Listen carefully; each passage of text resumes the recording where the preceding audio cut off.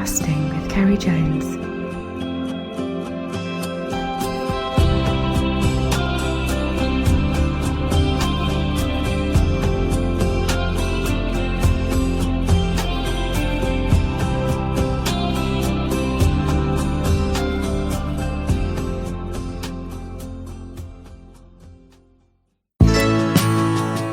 You know when the one small cloud comes in cartoons and it rains on somebody, right? So this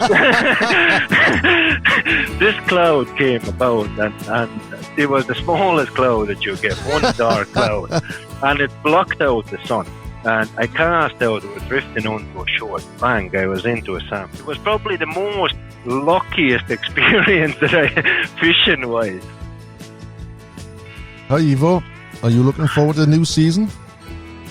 I am indeed, Kerry. I am indeed. Yeah, it's good to talking to you. Thanks for inviting me. I enjoyed our chat the other night. We got lots to talk about. It's always a great to chat with somebody with like-minded people. You know yourself, and with the new season approaching, is that pocket full of hopes with everyone. Yeah, that's right. Well, before we actually go on chatting about fishing and the fly tying, what intrigues me is you're from Latvia, if I'm right. Is that right? It is indeed, yeah. And you've got a name like Smith. I do, yeah. Are there many people in Latvia with the name of Smith? No, not really. There's a variations of it, different variations, you know what I mean? But that'll be due to the general migration back historically. There's a big great part of, same as Irish, when Irish migrated to, for example, the UK and America back at the time, there was a great population of Latvians migrating to Canada. Right. That would be the main migration destination historically. You've come over to Ireland now, and is it Edgeworthstown? Edgeworthstown, yeah, it's right on N4, right, Sligo Dublin Road, N4, yeah, between Longford and Mullingar. There's a small town. I actually passed it on the train about 2 weeks ago. I had to get a double in. I lived in Navan. For a couple of years, and then I moved. It was a job that brought me here. Yeah, I got the job there in company, and I moved. And when I moved here, then subsequently I met my now wife and kind of settled. So how long have you been over here? Coming 20 years. And did you fish before coming here, or was it while in Ireland you took it up? I was fishing since I was a kid. I used to spend the summers in my grandma's. We'd be shipped off to the countryside for the summer. The seasons in school are a little bit different back in the old country. We'd be finished on 31st of May, and then you'd be back 1st of September. It was like universal, you know what I mean? That the secondary and primary school all would be finished end of May, and all would be going back 1st of September. Right. So most of the times you'd be shipped off to your grandparents for the summer, and my grandparents lived in the countryside, and when I was shipped off to my mum's mum, there was a river nearby, so I fished as long as I can remember myself. It was just one of those pastimes. There was nothing else really to do. We were in the middle of nowhere, and you'd have your wee bamboo rod, and you have your piece of white loaf, and you're off to a river, and then you'll be called back at some hour. Well, before we actually get on to your fishing, most people, like myself, know you for your tie-in on social media, and you do a lot of the shows. So when did you start tying? Was that after you come to Ireland, was it? Oh yeah, definitely. I had no involvement in fly fishing. When I was living in Latvia at the time, the fly fishing would be this mystical unicorn, you know what I mean? The men in the tweed jackets and so on and so forth. There wasn't such thing. Like you'd hear about it, you know what I mean, or you see the pictures of it. But when I was living in Latvia, there was no such thing there. And even when I came from Latvia and lived here, I did a load of lure fishing mainly, spinning wise, and then I kind of got bored out of it and picked up the fly fishing with my first Lidl rod and so on and so forth. But yeah, I picked up fly fishing along as I came. I was fishing all the time, but I just decided to change the fly fishing because it just can maybe, I don't know how to put it without sounding obnoxious, it presented more challenge, or put it this way, yeah. What attracted me to your page on Facebook, for instance, is that the style of flies. It's the Irish wet flies. You really, I guess, it's your passion. Well, I started off fly fishing on the river, and then I was invited along to fish the lakes out of the boat. And you know, like the lake fishing in Ireland, you kind of have to have a boat because otherwise it's there's very little access to the lakes and very little opportunity to fish the lakes from the bank. So kind of as it progressed, I got into the lake fishing more, and as it progressed, then when I started fly tying again, mainly because I was fishing wet mainly, I kind of started concentrating on the wet, and you start tying for yourself, obviously, and you know that mystical lie that you will save money by tying flies for yourself, and the trap that people fall into. I have talked about this number of occasions as well. I don't believe, and it's the biggest lie since, you know, you're saving nothing, and all you're doing is you're buying more and you're buying stuff, and next thing you see something on Facebook and Jesus, I'd love to tie that, and then you go and buy something.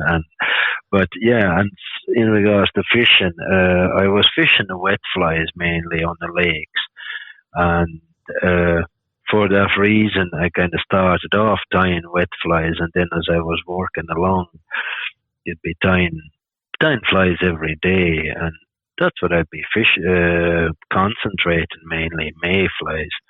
Not mayflies, but wet flies, sorry. Yeah. You actually starting to do some commercial tying, if I'm right, as well? Yeah, did a load of flies for about maybe 2.5 years. I just tied flies, just like for living, and got a bit out of the hand with the amount of flies and then enjoyment in it all. It came to the point when I had to quit. And I did quit fly tying a whole lot, and it didn't sat beside the vise, never touched the bobbin. And it mainly came out from the point that it was treated as a job, and there's no other way to treat it. If you're tying commercially, it is your job. You'd get up at 7:30, you're sitting behind the vise at 8. The problem with it was you never finish at 5. So it was moving in as much as freedom maybe you have, you know, like I take a break wherever I want and so on and so forth, tying, and there was never end of it, and there was more and more things to tie, and then I just got sick and tired of it, to be honest with you, and I quit. I didn't sit behind the vise for the good long while, and then I came back and I started tying again, and bit by bit, I do a few orders still as it is, not near to extent that I was tying at the time when I was doing it, commercially, not near to that. But still, now and again, I do bits when lads want something, yeah. How often do you tie every week? Every day. Do you? I do, yeah. I tie flies every day. Wow. Every day. You must have some fly box. No, matter of fact, I don't. It's like the saying about the tailor and that he has no clothes. Yeah, same as me. I have my fly box is this. It's you know those bigger ones, kind of with the 2-sided ones, the wood ones. So that's all I have. Like I have another couple smaller ones that I would have specifically for the lakes. Maybe I have a little box for Carramore and so on. But my trout box is one big, just a wooden two-sided box. Yeah, everything else seems to kind of go somewhere.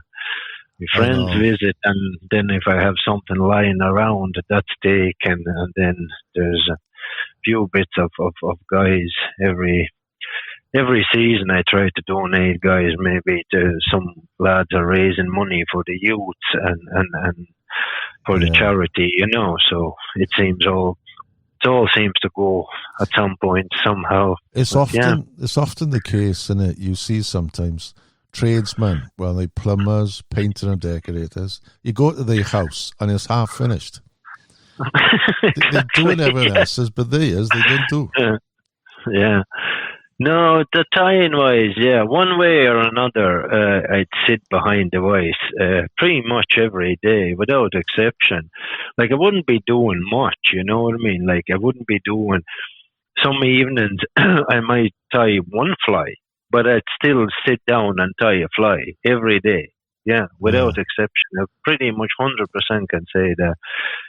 Saturday, I get up in the morning, I have a cup of tea, and before day kicks off, I tie a fly, because my tying table is kind of downstairs, and it's in the downstairs is one open plan kind of kitchen and the sitting room, and it's right in the middle there, so I don't have to depart somewhere, kind of go to the separate room or somewhere, so it's right here in the middle, so that kind of maybe gives me a bit of freedom. But I tie a fly every day, definitely. I looked at some of your pictures this afternoon as well on social media, and there's something which I like, and I've done a lot of it over the last few years. Traditional patterns, like what the one that caught my eye, I saw when you tied a cock robin with legs. I've never put legs in a cock robin, but it adds a lot more to it, that fishy appeal, doesn't it? I tell you, do you know how much, those opinions on the fly, right? And there's as much as opinions as much as there are anglers out there. Yeah. But I actually have been on the lake, right? And it was crazy. We were all fishing out, and it was on Lough Corrib, matter of fact. I was with the club out at the time. We're all fishing the same flies and pretty much same lines, and give or take, you know what I mean? Like the makes of the lines would be different, and we won't get into that nitty gritty. But we were lads fishing green Peter, and then a couple lads put on a green Peter with legs. And the lads that fish green Peter with legs caught fish.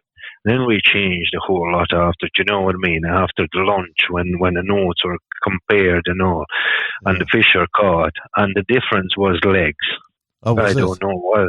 Yeah, I don't know what it was, but on a day, it actually made a difference.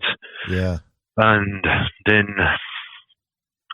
if you go fishing Corrib or something, is my understanding that if you don't have knotted legs on your flies, your fishing boat partner has actually legal permission to throw you overboard or something. Is that how it works?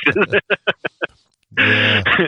I do add a lot of legs on my patterns, but if it's a point fly, for some reason, I don't know why, it doesn't seem right to have one with legs on the point. I like the point fly to be more streamlined, and Well, that's how I fish. Yeah, the point fly would be the most skinniest fly. Yes. Yeah. Yeah. Like I'd fish, if you look, like you've seen my flies. First off, I tie flies a little bit different. Like on wet flies, for example, even green Peter, I always tie front hackle with hen hackle. Yeah. Never use cock hackle for the front hackle, because I'd be more about movement. Yes. I actually prefer movement to the color. I don't think that two shades of green distinguish that much underwater, and I'd rather occupied and rather concentrate on a movement than difference between a touch lighter shade of green and touch darker shade of green. Yeah. You know, like there's a shade of green, as in one is vivid green, and then one dark green. But sometimes the guys go down to the, oh look, this is just that touch lighter, as in, if you look at it close, you notice the difference. And I don't really get into that. I don't think I prefer to concentrate then on the movement and the idea that I have that how fly should be, what I want the fly to do. Do you know what I mean? How I want the fly to fish. Yeah, especially with wets, because they don't normally have loads of time to see the fly. They see that fly movement. So the colour, I don't think they're going to make a difference. I don't think. If you got to be, when you're fishing slow, like nymphs or buzzers, I think it's a confidence thing. That is as well then. I remember years ago, one colour which I find is hard to match is claret. Now, I remember somebody gave me some claret seals for quite a number of years ago, and he was deadly. Oh, it was awesome, you know, and I had confidence with it. And then I was tying, and all of a sudden I just had a little bit left, and I still got it. I won't use it, because once that's gone, I can't match it. Yeah. And that's another thing, isn't it? Like, you see it a lot these days. You see it a lot with guys posting a lot of flies. And that's the impact that social media has. You see a lot more, do you know what I mean, than you would have seen before. And like, the guys would be dyeing their own materials.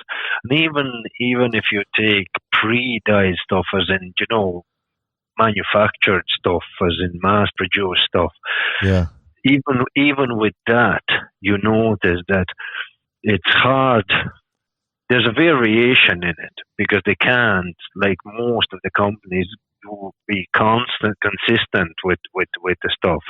But even with that, like the green that might be in one box is shade lighter in another box, and so on and so forth. For that reason, I don't really go that crazy about the but it is a confidence, like you say. It's a big time, because if you think that claret is the one, I had one guy dyed me up there, cobalt blue hen cape, and he kind of is not dying anymore, and I'm on my last bits of that hen cape, and I'm minding it. Same as yourself, I'm minding it, because the one that he dyed, it just seems to be a right blue, and I don't know, and there's nothing in that opinion but my opinion, you know, that I think that is the right color blue. So yeah. Is it rivers or lakes you normally fish? Because we're talking about lake flies now. Is it just the lakes? Lakes, yeah. I'd fish river. I'd fish river in the autumn. Yeah, I fish river in the autumn now, and I've spoken about that. It used to be my secret passion. It's not anymore. I've told it a lot of times. I swing a streamer in August into September on any river when the big trout come in from Lough Corrib. Right. I fish streamers then now. Big trout come in. Now that has changed as well, with the works carried out in the river and just general decline, I suppose, as well, to blame for it. But you can still catch a big trout, yeah. There's a guy, I've had a couple of chats with him as well, Keith McDonald. I don't know if he's big into his streamer fishing. He does the articulated ones, you know. Yeah, he does a great streamer, yeah. He does, yeah. I guess where you are, almost like bang in the middle of Ireland, you got a choice of quite a few waters then. I have, yeah. Oh, I'm spoiled for that now. Sheelan is 25 minutes. Ree is about half an hour. Then if you want to fish Lough Corrib, that's about 20 minutes up the road. And then if I travel, and I do travel lake-wise, I travel mainly to Corrib.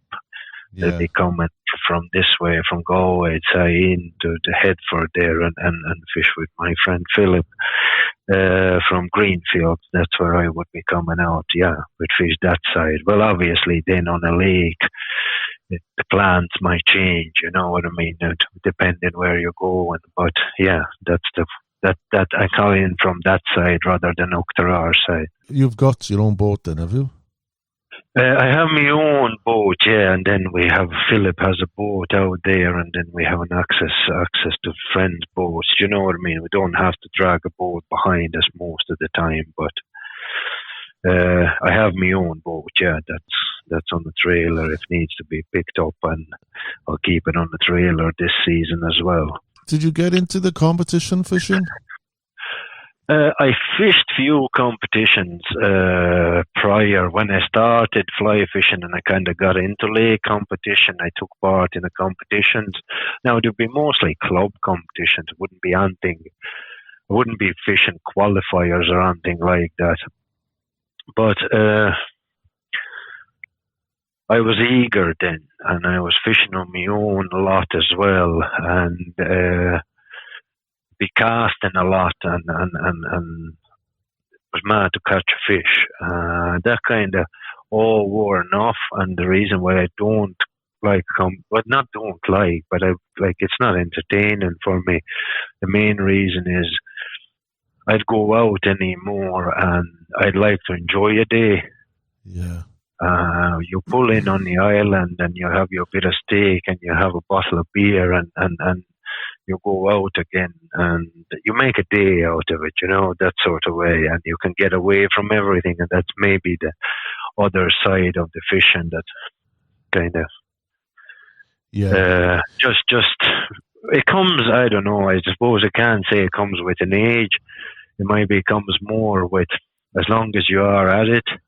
When you started and you got your first trout, and then you got your bigger trout, and then you want to catch more trout, and then you can kind of caught them all, as in size-wise, you know, and water-wise, and the kind of catching the fish is always good, but you make a day out of it. We travel to Carramore in the springtime. We have kind of our annual weekend getaway, and usually we did well this last season, but last season I suppose we can't put that as a judgment.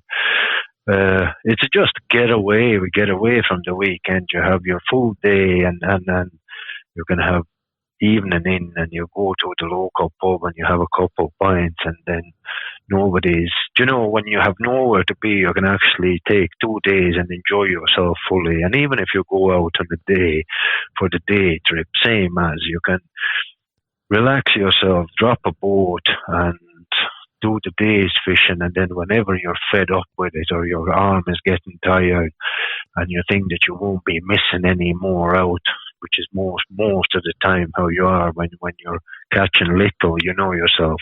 When you're catching little, you say, oh geez, we're going to pull the plug on this one. We're hardly going to be missing out on much. So you go in then, and that's it. Like, but you have your lunch, you have your hour, you have your chat, you meet the lads, compare the notes, and you make a day out of it. Yeah, that's the way I fish anymore. I think after I used to do an awful lot of it, and as you get older, the hunger goes, for me anyway, to do well, you know, and sometimes, you know, you get tired of not stopping for lunch. We mentioned this, so we chatted the other day, is you're actually grabbing a sandwich as you're motoring up the wind, and you don't rest. I think you fish much better when you go in on an island and you have an hour and you're fresh again then. You know, it's just, I don't know. I don't miss the competitions at all. I will do the odd one or two now and again. The whole experience of taking time out is good. Any time you'd be fishing, or any time you'd be doing something, it makes no difference. You can draw parallels into it, whatever it is you're doing. You always do better when you're not under pressure. Yeah. You know what I mean? When you're just out there enjoying yourself and drifting away and chatting and like there's no pressure on you, no expectations, you know nothing. And sometimes you go somewhere and you build an expectation up to it, and then you put in 2 hours of hard fishing and nothing is happening.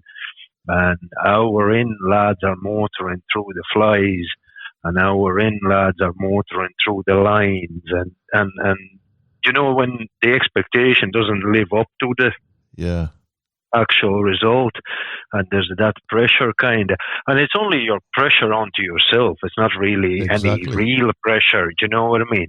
But if you have no expectation and you're enjoying yourself, like you say, yeah, same as that. I always find you do better that way. And you also, I think, when you're fishing for pleasure, you take more risks.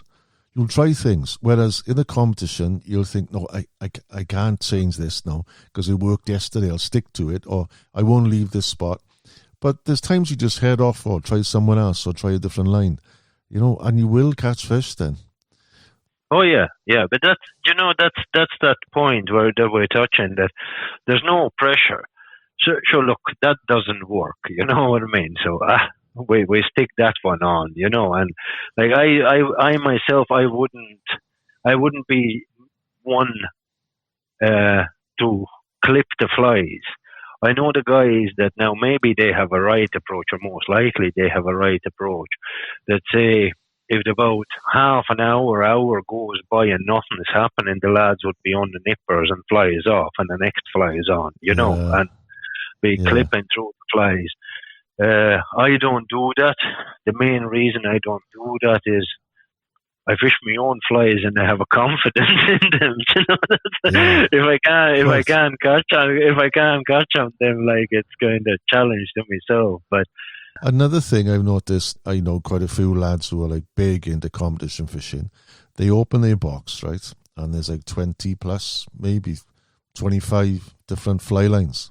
I think I've got 4, and most of them have different types of floaters, you know. Yeah, well, I have like 3 lines. That's all I have for trout fishing. I have a floater, I have a midge tip, and I have I have 4. I have floater, I have midge tip, I have intermediate, and I have 1 die 3 tip. That's all I have. I find that, you know, the die lines, DI lines, those die 5s and die 6. Yeah. Now, look, I'm not questioning the methods and the productivity of them.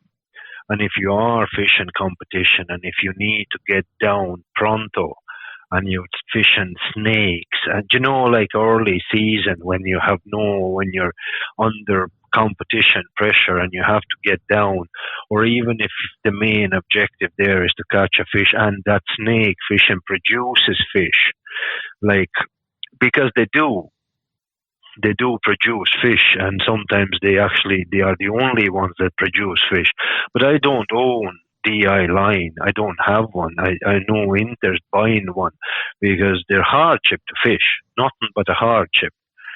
If you're casting out the DI6 line and you're casting out half a decent cast, by the time you have few strips done, line straighten out, and if there's a good gust of wind, you're on top of your line. You're nearly into an exercise of casting at the back of the boat when the drag keeps you along. Like, so it's a hardship to fish. I don't like it, and there you go. If it's a hardship and you can't enjoy me, a feeling that people might think that I'm very lazy.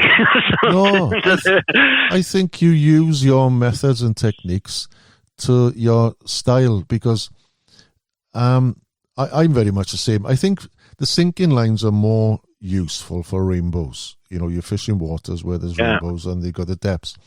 But when I'm fishing the lochs, more often than not, there's very few times I'm fishing deeper than 20 foot anyway. So you just stick to those areas, and even with a midge tip or an intermediate, any fish which is like 15 foot down, it's nothing for it to come up 10 foot to take your fly anyway. So so the lines you got are sufficient for the areas you fish, I guess. Well, that's my take on it. Say, like even a springtime, and you know yourself, there's an area that you fish. You know, like your local area or your local lake or the area in your local lake. We had discussion about Corrib and how big it is, but say if you're fishing Sheelan and it's a lot smaller lake, and you kind of have a knowledge of the lake, you know, even at the high water where the shallow parts of it is. So as it warms up, or at the start, the season is pretty much the lock a bit of there. But as it warms up and fish start moving maybe to the warmer water, you know where to fish, like the shallower parts and drop offs at the shallows. Yeah. And you don't need those lines. You don't need die 5 to get there. A normal intermediate will do you. Yeah. And if you have an intermediate, and like we chatted about the early season flies, and I said that the humongous is as bad as I will go modern flies, where I wouldn't pull a minkies, aren't they? Yeah. But if you have a B chain humongous, like I'm not even saying lead eyes, I don't own red eye flies, I don't tie them, but B chain and intermediate fly line, so that'll get you plenty down. Yeah. Yeah. When will you actually, you were saying about early season now, when will you actually start and go out? Now, the season opened here this Sunday. Now, Midlands, I know that it was open on Corrib there earlier, a week or a week and a half ago, but opened this Sunday, and I used to always go out, and I did know not the way that the weather is and all. I'd say end of March, coming April, I'd be headed out myself, depending on the days there and calendar, how the weekend falls. That's my plan. That's how I usually know. And even still then, and this is talking about early season flies, I know the guys have, like the preferences in colours, and we're travelling back to the fly tying and colours. I don't really think that there is whole pile of difference in early season flies color wise, and this is another thing that I'm peculiar about, because I don't think fly fishing wise, as in if we're trying to imitate something about the bait fish or the lure, there is no fly about. No, you just... So there is no color. All you're doing is you're pulling for movement and flash. Yeah, attractor patterns then, isn't it? Attractor patterns, yeah, because there is, like, as good as you can hit fly-wise in early season, you don't need modern fly tying. You stick up a BBO and that's it, and that was invented a century ago. This week, Evo's giving away a selection of his hand-tied beautiful Irish wets as a prize to paid patrons of the channel. Plus, if you fancy a day's guiding with me on the Corrib, give us a shout or visit thecorrib.com. Will you get into the buzzer fishing like everyone's doing it lately, the last few years? Buzzers? I don't think. I've tried it, and I own a few buzzers and all this, but it wouldn't be just my... I like a bit of liveliness in it. Yeah. That casting and movement and this is the ones that we chatted there the other day about, just sitting maybe kind of on the blind, and lads going out, say, in the evening and sitting dry buzzer, and I've talked about it before with the guys and publicly.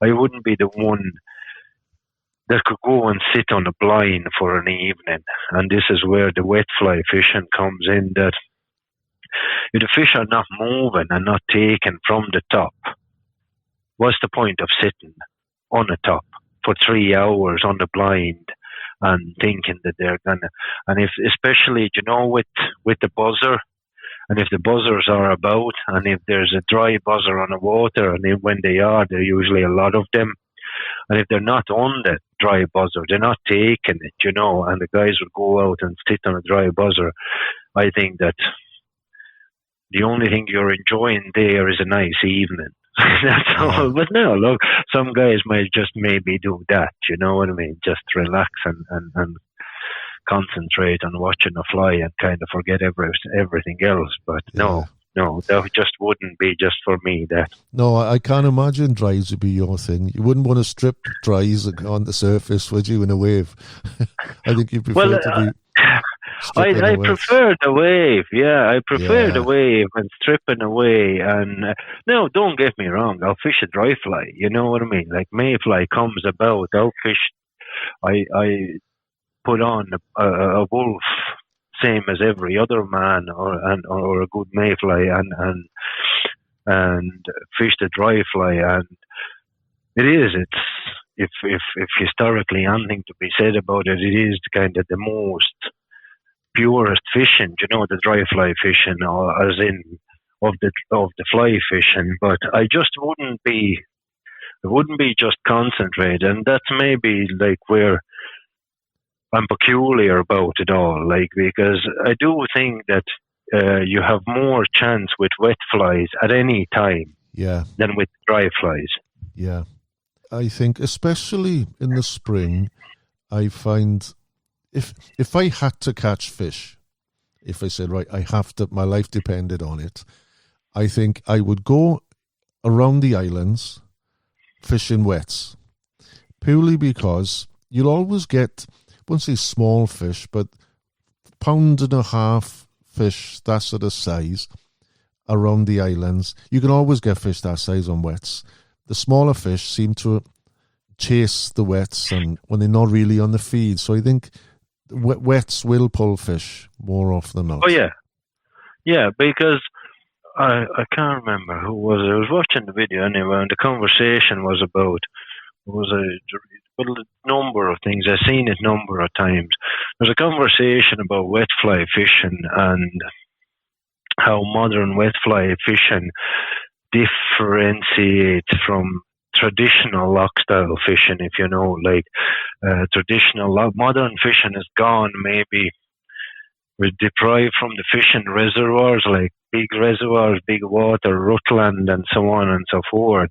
When the guys put out a long cast and then we're stripped for lures, you know what I mean? And where the traditional loch style fishing was actually a short cast, a fan short out cast.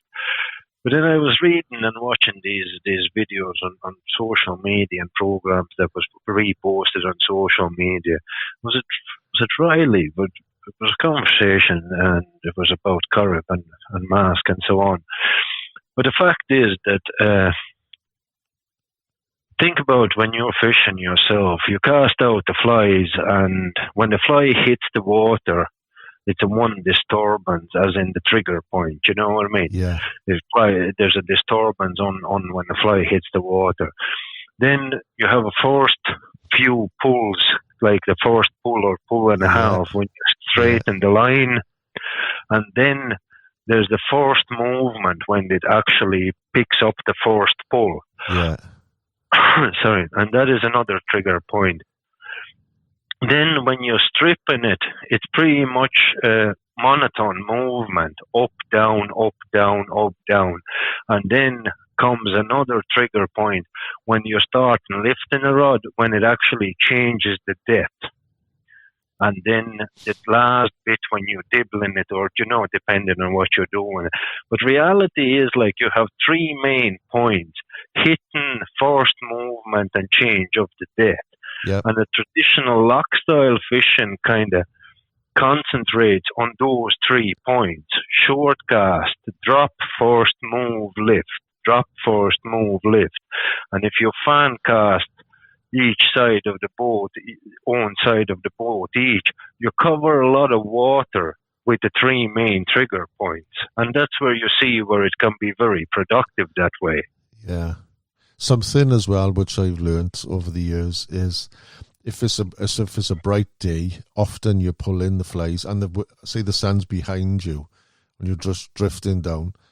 Number of times you'll miss a fly on the bob. So almost all the time now, I'll cast at an angle. I'll never cast downwind, always at the side.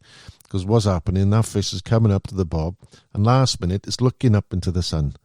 So more often than not, it's just, if it's a sunny day, I'll just cast always to the side, Because the chances sometimes don't come around very often. You might have 2 or 3 chances in a day, And it can make a massive difference, can it? Exactly. Well, we're actually, from my own experience, I was out with Joe on the Sheelan, and as funny as it is, the sun was splitting a rock. Now, there was a wind in it, there was very little wind in it, but it was tough going. You'd be looking for the drift with it. There was a ripple on it, and the boats are moving slowly, and there's casting out and nothing. And all day we were at nothing, and eventually we came around the island. Whatever way I was pulling, I pulled it close to a boat, and the sun was kind of maybe on the evening side, but the flies came in from the sun into the shade of boat, kind of under angle. And the moment that I was lifting it, but the fly came into a shade, the trout came and took it when the sun was not in the eyes anymore. Do you know when nice. So it was literally about 3 feet from the boat, so I had to get up and actually stand up to set the hook and lift the rod on top of the full length of the arm. But it was one of those, yeah. And like you say, it makes a difference sometimes, yeah. Nice when the plan comes together. It is, yeah. It is, yeah. It's one of those, yeah. When you have a plan, and how often does it happen? You know what I mean? To be really realistic, how often does it happen when the plan comes together? I know. Well, I'm sure when we spoke last time, you've had some great fish in the lakes, but your biggest fish to date, the trout, has come from a river, isn't it? Tell me the story again about that. A number of years ago anyway, the river was in a flood, and it was like a milk coffee, and it was all bad. I went down the river, actually fell into a river, and at that point I thought that I know every nook and cranny. You know, I was fishing the river a lot. I actually fell into a river, got out of the river, got pissed off with the river and the rain and the fishing and everything. Went back upstream where there was like a footpath, not like normal, not like just your kind of track, and fished there. There's a pool, and when you fish the river, like you say, you know, like there's places, you know, the fish hang about in the summer, like certain places that there's something about them, and yeah, there's pool between two rapids, and kind of lower rapid is high enough, and I put the streamer over it, and the fish came once and it missed, and came again and it missed, and it was huge, and I was put a streamer over it another couple of times, and there was a black marabou streamer. It contrasted well with this milky water, and I went back, gave it a five minutes rest, let the fish to reset, and came back, put it right across the river, and just where I saw it last time coming up, pulled it across there, and it came and it hit the streamer. Yeah, it's the biggest fish I caught up to date. Yeah. And what was it? How big was it? 9. Yeah, common 9. Yeah. Wow. Have you got a photograph of that fish? I do. Yeah, I never sent John the photographs. I actually do that. Yeah, I'd like to see that. That's trout fishing wise, yeah. There was a few years ago I got the first one, 1st of March. Well, I don't know. I think I got the first one now. I don't think that I was challenged ever about it. I think it was about 10:15 or something, 10:45 on the 1st of March. I got a good fish about 5 or comment that on Lough Corrib, 1st of March as well, yeah. Did you? Just behind the island, yeah. It was good fishing. Never touch hunting, nothing all that day anymore. Couldn't care anymore as well. You know? Yeah, I got the first of the March, first fishing. You get a fish over 5 pounds. Like it was 60 odd. It was coming 70 centimeter. Never weighed. You know, just guessing kind of game. Yeah. But it was a big fish. I'll send you a photograph that I actually managed to find it.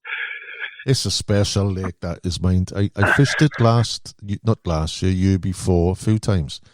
And I met some big fish, but the biggest one I landed then was about 4.5. But, the fish that were on and off, proper pigs, you know. But I fished it last year at the end of the season, and I didn't have a fish. But a lot of places didn't fish well last year. Well, I fished the Corrib last year, and I was really looking towards the end of the season to go to Corrib. And I actually went a number of weekends. Myself and Phil got out, and I know it wasn't great. Now, we caught the fish, do you know what I mean? But we never caught your end of season kind of bigger fish, and we never got that really red letter day. Yeah. Now, I don't think we blanked any day, but it wasn't. I remember 2 years ago, was it 2 years ago? I think it was 2 years ago or 3 years ago. It was the last day of the season on Sheelan, and it was horrible. It was myself and a couple more lads out, and the lake was green, like pea soup with algae, and there was no wind and there was no nothing. We ended up pulling the boats together in the middle of the lake, just kicking up the feet on the boards and just chatting away and doing nothing. Spend a couple hours doing that. Now, the day was as good as, you know what I mean? We got out and we kind of finished off the season, but we didn't finish it off maybe with a fish or two. Sheelan is one of the people either love it or hate it. Yeah. And I think a lot of it comes from, with Sheelan, a lot of it comes from the confidence. The thing is, I think with Sheelan, it's got some magnificent fish in there. So when they are caught, they're on social media. But when you think the number of anglers are out, so the number of fish isn't great. I mean, like, so people got false expectations when they go there. Well, that's as well. Like, I remember, like, with all these contradicting experiences, we're fishing with a club. Now, this was some sort of rugby on anyway. Was it Six Nations? I can't remember. This was a number of years ago. Myself and Kieran fished. We were with Kilbride Anglers at the time, and there's all club out, and myself and Kieran just set up. The wind was blowing down the lake, kind of from Finea to Crower House, and we set up the drift from the island down to Crower House, straight line and nothing else. Yeah. And we were catching for fun. Were you? And like, we came into an island for the lunch, and the guys wouldn't have maybe a follow or fish or two or something. We were catching them for fun. Kieran won't let me lie about it. It was one of those experiences. We were laughing. We were not keeping on things. We were mad to get off the lake to go watch rugby and have pints. You know what I mean? We had a great fun, great chat. It was one of those. Now, this was actually the time when I actually see it in real life. Kieran was lifting the cast, and he was dibbling a top fly. I think it was the golden olive bumble, a small golden olive bumble, and then the second one was it a claret bumble or legged claret? I can't remember. But the fish came, and I actually physically saw it. Came out from the water and took the golden olive bumble that was hanging in the air about 10 inch above the water. Actually took it in the fly. I'm not lying. I crossed my heart, and Kieran won't let me lie about it. It actually came, jumped out, and took the one that was in the air, and Kieran got it and landed it. But it was one of those days. We couldn't do wrong. Yeah. We started off with the different flies. Same lines, kind of, but different flies, different colors and different patterns. And then one took, another took, and then we kind of worked out the color combo, that olive and claret, and I think we had the silver doubler on a point or something like that. Yeah. And it was just working. And we just straight up, set straight drift from the island down to the Crower House. And then it come maybe a little bit quiet, and we would turn, look at each other. Oh, will we move back? Oh, we'll do another couple casts. And sure as, one would either hit the fish or raise the fish or something. We'll just drift it down, and we were catching them for fun. I'd never had the day like that on Sheelan, ever. It was just one of those when everything came together, like you say, when plan came together. Yeah. Well, the way the rugby is at the moment, I'd rather stay on the lake. Do you follow the rugby? I do, yeah. Wales are in a dire straits at the moment. And in fact, we're playing Ireland next weekend, I think. That's going to be a cricket score, that is. I think the France has a drop this year. I think the France has a drop. But, so I'm not looking. I'll be doing something else this weekend. I'm not going to watch the rugby. So what's your goal for this season then? I'm going to fish more. Last season I had a plan that I thought that I'm going to go around more, maybe fish places more, and then kind of with professional exams and all that. I want to go down to North to fish there because I have an invitation from last year and I never got around to fish with Stephen. I'll go down there. I'll fish more, definitely more than I did last year. I can't promise that I'd be maybe trying new venues more, but I will. I'll fish definitely more. Last year I got very little fishing done between. Got again roped into the time flies and so on. But no, this year I have drawn the line. With that in mind, I'll try and get as much fishing done as I can this year. Yeah. It goes so quick, doesn't it? It does, yeah. Well, do you know yourself?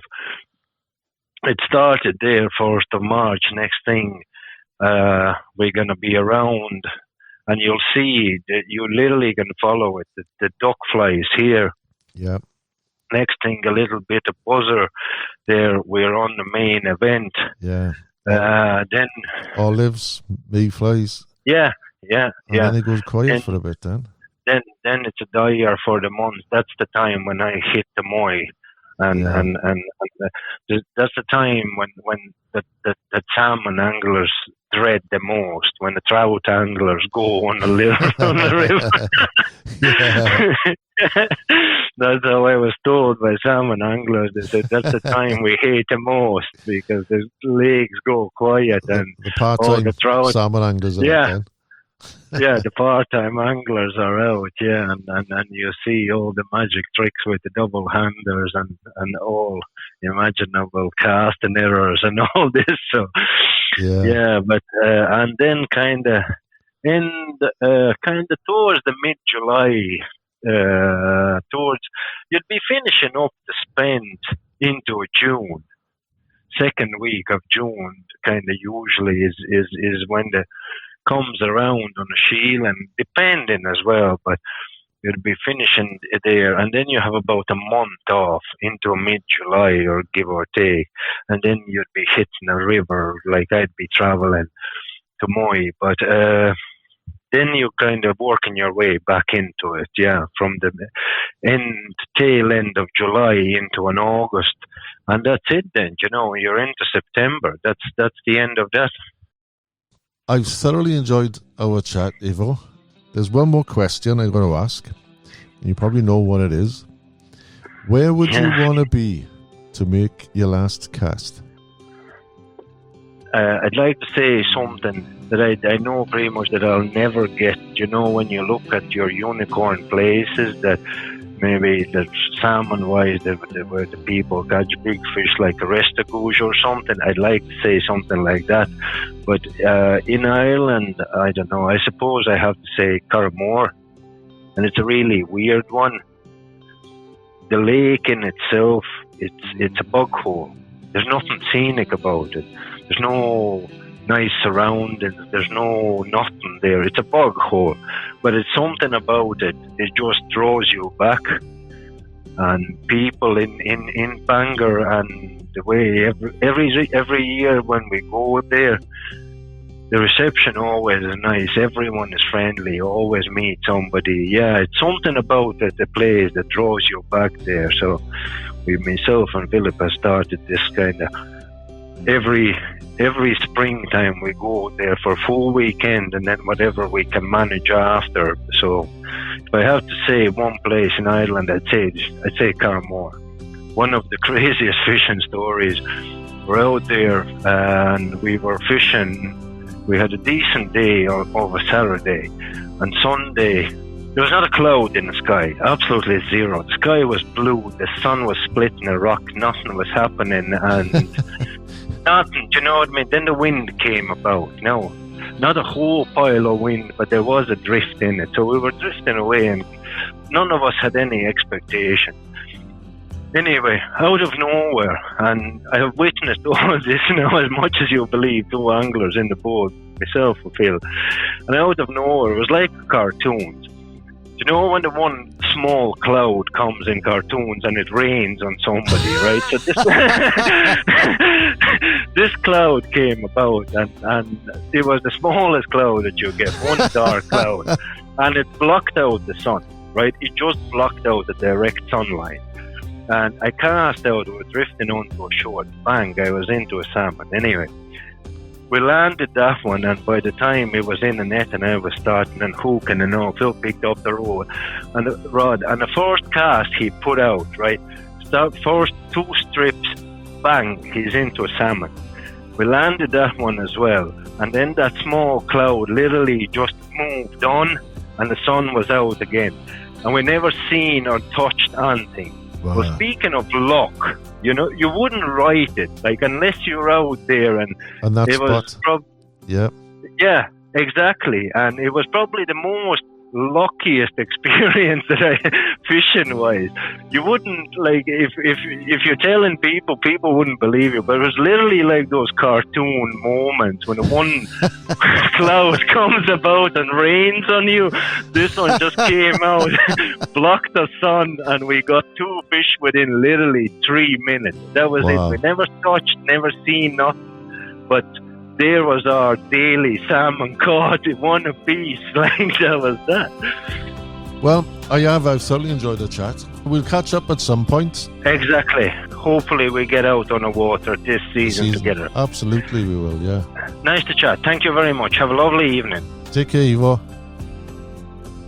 If you're enjoying this podcast and want to listen to more, please consider becoming a Patreon, where you get weekly podcasts and access to over 200 episodes, plus behind-the-scenes photography and other exclusive content. Visit patreon.com/casting with Kerry Jones. Plus, if you fancy booking me for a day's guiding on the Corrib, give us a shout or visit thecorrib.com.